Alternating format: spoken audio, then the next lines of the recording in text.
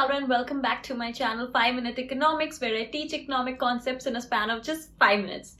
Well, hello and happy new year, happy 2023. 2022 was a great year for our channel and thank you for showing so much love always. This is my first video for this year and many more videos to come. So the topic for today's video is law of supply. As I had told, I had done a supply series. I was actually in the middle of it, where I'd done a video already. I'll attach its link in the description below. And in this particular video, I'll be talking particularly about the law of supply, since it's a very important topic. I'll be discussing its assumptions, the supply schedule, as well as the supply curve. And then I'll be moving ahead with the differences and, between increase, decrease, extension and contraction of supply. So in short, like the whole section which you need to cover, I'll be doing that in this particular video. So what are we waiting for? Let's get started. And also guys, don't forget to like this video and do subscribe to my channel in case you haven't already, so that we can hit the 50k mark super soon. And guys, in case you haven't followed me on my Instagram handle 5Minute Economics, do follow me over there for some fun content. So firstly guys, let me explain to you what exactly is the law of supply. Well, the law of supply states that the supply increases with a rise in price and falls with a fall in price, other things remaining constant as ceteris paribus order. That is, there is no other change. Okay, remember that guys. Well, this is what exactly the definition is. Now, let me tell you one thing. Here, the relationship between price and supply is direct or positive, unlike demand where it was inverse or negative. Here, with the rise in price, supply rises. With the fall in price, the supply falls. Direct relationship. Where it states that, there are certain assumptions whenever we study many laws in economics, where we have to see that certain things have to remain constant. If they change, a law would fail. Okay, so what are those things? Price of related goods, like basically substitute and complementary goods, prices of inputs, goals of the firms, state of technology, the natural factors, the means of transport and communication, or the government policy related to taxation. If you think these terms are new to you, well, I have done a video on supply before, which is actually where we talk about the determinants of supply, and all of them are determinants of supply. So these all have to remain constant. You can check out that video where I've explained each and every term in detail. So if they are constant, then only our law would operate. Now moving ahead to the supply schedule and the supply curve.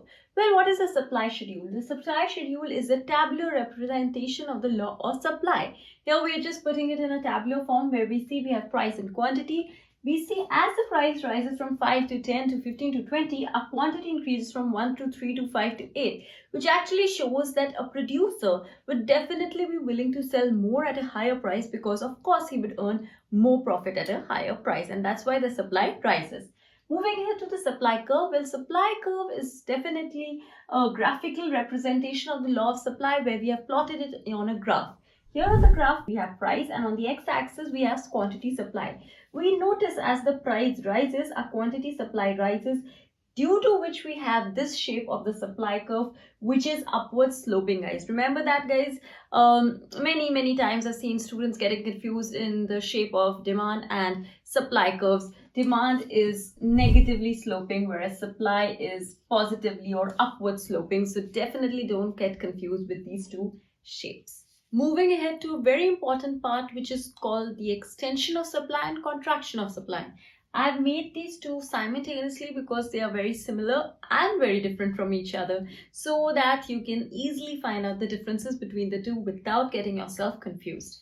So we are going to study extension and contraction simultaneously. What is basically extension?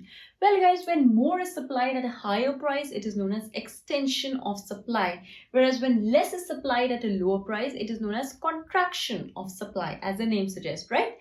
Here guys, we see when the price was 5, our quantity supplied was 100. But when our price increased to 6, the quantity supplied increased to 120. A clear, simple thing, right?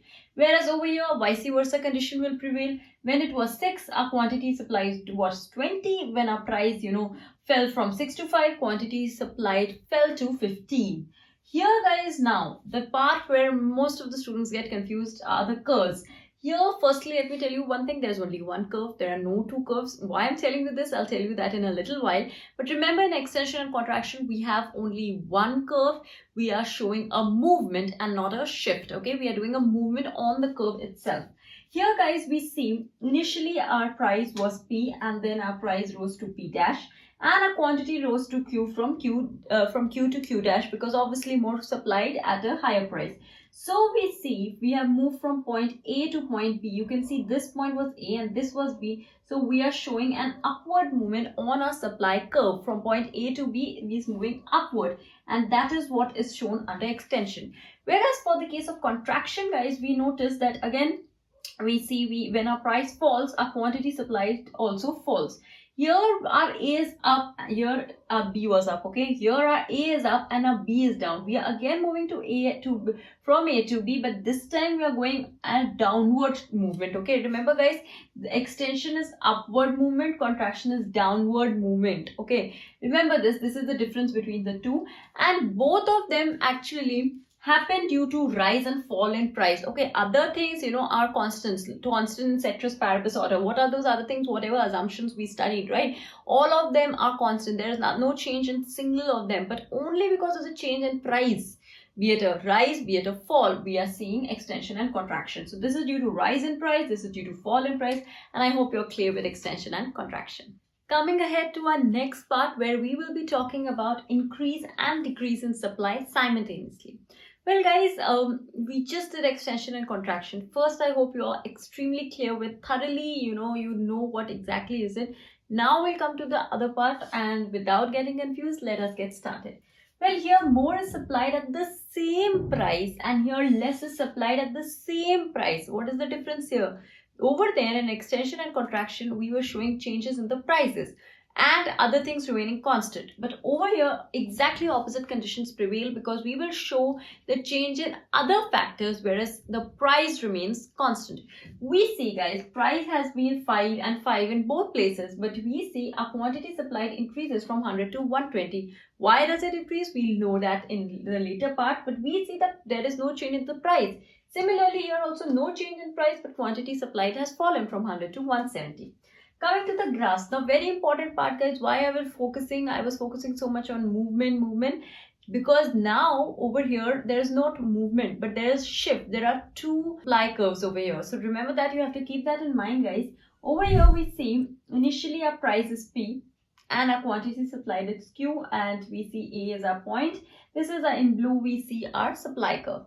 What happens is, due to some other factors changing, our supply curve shifts rightward.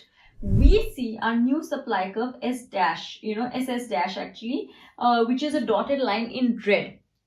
When we see we move from point A to B, our quantity supplied has risen, but there is no change in the price. Remember guys, price is just P, there is no P dash, there is only one P, but our quantity has increased. So this is a rightward or a downward shift. You can see, I would suggest don't call it downward, because there also we did up down, so you might just get confused. So you can refer to rightward shift, a supply curve just shifting right. This happens maybe because there's advancement in technology, the weather conditions are favorable, and due to change in other factors which are getting better, but price remains constant. That is the key. Okay, please don't forget that.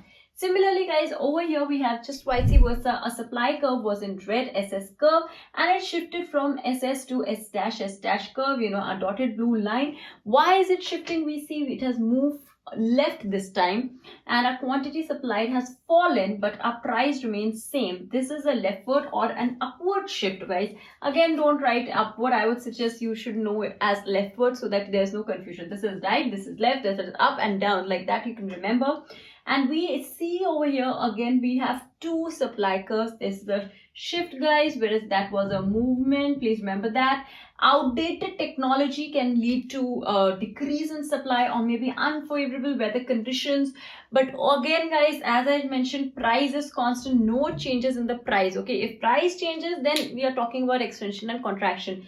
Price remains constant, we are talking about increase and decrease in supply. So this is all about what I wanted to discuss with you regarding supply in this particular video. In my next video, I'll be coming with the exceptions to the law of supply, exceptional supply curve. So stay tuned for that video. Thank you so much for watching this video, and do like and subscribe to my channel. Thank you guys. I'll see you in the next video pretty soon.